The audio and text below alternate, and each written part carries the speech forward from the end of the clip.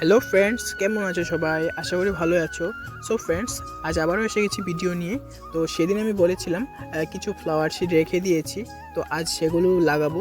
তো নিয়ে নিলাম কোকোপিট আর নিয়েছি প্লাস্টিক গ্লাস। তার মধ্যে আমি ফুটো করে নিয়েছি যাতে ড্রেন সিস্টেমটা ভালো হয়। আর এই হলো ফ্লাওয়ার সিড, তার মধ্যে রয়েছে 21 ভ্যারাইটি। তো তারপর আমি প্লাস্টিক গ্লাসে কোকোপিট ভরে নেব। তো গ্লাস খুলে নিলাম, তার মধ্যে কোকোপিট ভরে নেব। তো পুরো ভরবো না, অর্ধেকের থেকে একটু বেশি ভরবো। তারপর আমি এক এক করে সবগুলো ভরে নিলাম। তো দেখতে থাকো ভিডিওটি, আশা করি ভালো লাগবে। তো ফ্রেন্ডস, এক এক করে আমি সবগুলো ভরে নিলাম। সো ফ্রেন্ডস, এবার আমি এক এক করে ফ্লাওয়ার শিটগুলো লাগিয়ে নেব।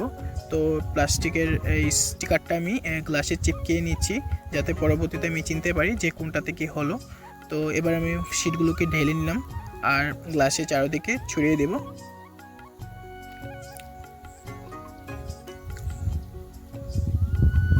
তো ফ্রেন্ডস, ছড়ানোর পর এবার আমি কোকোপিট দিয়ে কভার আপ করে দেব। তো একই পদ্ধতি করে আমি আরেকটি ফ্লাওয়ার শিট লাগিয়ে নেব।